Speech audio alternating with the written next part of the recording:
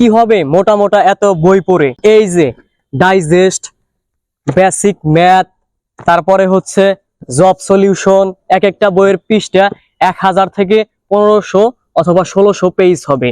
এরপর দেখেন মাস্টার বই, হ্যাঁ, এই যে বেসিক, ভিউ, এসব পড়ে আমি কি করব? ভাবছি বইগুলা সব বিক্রি করে দিব। বই বিক্রি করে দিয়ে আমি গ্রামে চলে যাব। এই বই তাদের কাছে বিক্রি করব যাদের প্রশ্ন কেনার সামর্থ্য আছে, যাদের মুক্তিযোদ্ধা কোঠা বা অন্য অন্য কোঠা আছে, তাদের কাছে আমি এই বইগুলা বিক্রি করে দিব।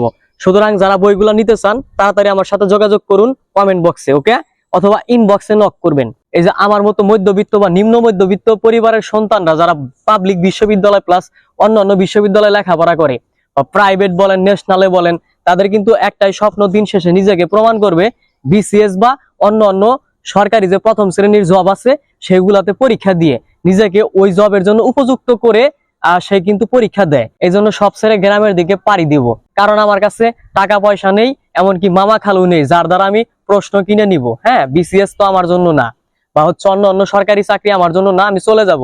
কারণ আপনারা দেখেছেন গত দিন আগে থেকে সোশ্যাল মিডিয়াতে ঝড় উঠে গেছে সরকারি কর্ম কমিশনের যে পরীক্ষাটা হয় বিসিএস, হ্যাঁ, ওইখানে পিএইচসির বিভিন্ন কর্মচারীরা কর্মকর্তারা প্রশ্ন ফাঁসের সাথে যুক্ত। প্রশ্ন সব হাকাম ফাকাম করে মনে করেন তারা বিল্ডিং বানিয়েছে বাড়িতে, নিজের ছেলেদেরকে বিদেশে পড়িয়েছে, আমাদের মতো মানুষদেরকে ঠকিয়ে। হ্যাঁ, এই হলো অবস্থা। আবার দেখেন এই যে কাপল যে বিসিএস ক্যাডার গুলা হয়, আমার এখন তো সন্দেহ হচ্ছে এরাও তো মনে হয় ওইভাবেই ক্যাডার হয়েছে। একজনে প্রশ্ন কিনছে আর একজনে ক্যাডার, ভালোবেসে ক্যাডার হলাম দুজনে, আবার বিয়ে করার পরে দুজনে ক্যাডার হলো, বইয়ের আলোতে ক্যাডার হইলো।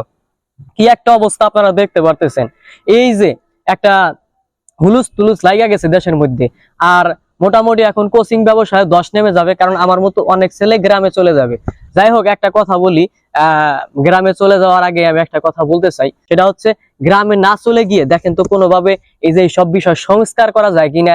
আর এই যে আপনারা যে বর্তমানে রাস্তাঘাটে নামছেন, বা আমিও নামছি, আপনারা হয়তো বা দেখছেন আমি বিভিন্ন সময় পোস্ট করতেছি, ওই বিষয়টাকে আরো জোরালো করে দেখেন তো সবকিছু সংস্কার করা যায় কিনা। চোরের মতো পালায়া কয়দিন বাঁচা যায়? চোরের মতো পালায়া বাঁচতে চাই না।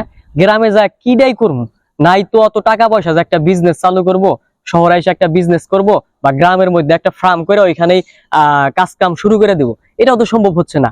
তো এখন তো কিছু একটা করতে হবে নাকি? সুতরাং বইটা বিক্রি করব না, আপনারা কেউ আবার ইনবক্সে নক দেন না।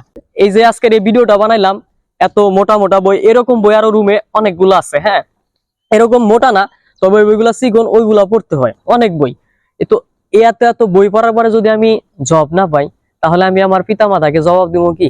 আমার বড় ভাই আমাকে কষ্ট করে পড়াইতেছে, আমি তারই কি কমু? বা আমি হচ্ছে যে টিউশন করার পরে রাতের বেলায় ক্লান্তি নিয়ে আমি যাই সব পড়তে বসি, বা হচ্ছে সকালবেলা যাই, এসবের জবাব দিবে কি? আমি তো দিন শেষে খুবই নিজের কাছে নিজেকে বেকার মনে হবে। সর্বোপরি একটা বিষয় আমি আপনাদেরকে ক্লিয়ার করতে চাই, সেটা হচ্ছে এই সব ভুয়া নিজেকে আল্লাহর ওলি প্রমাণ করতে চায়, অথচ সে কত বড় জোচ্চোর তা তো আপনারা প্রমাণ পেয়ে গেলেন। এইসব মজিদ মার্কা লোকদেরকে আগে দেশ থেকে তাড়াতে হবে। যাই হোক, সবাই ভালো থাকবেন, সুস্থ থাকবেন, আর হ্যাঁ, অবশ্যই মন্দ হতে বিরত থাকবেন। আল্লাহ হাফেজ, আসসালামু আলাইকুম।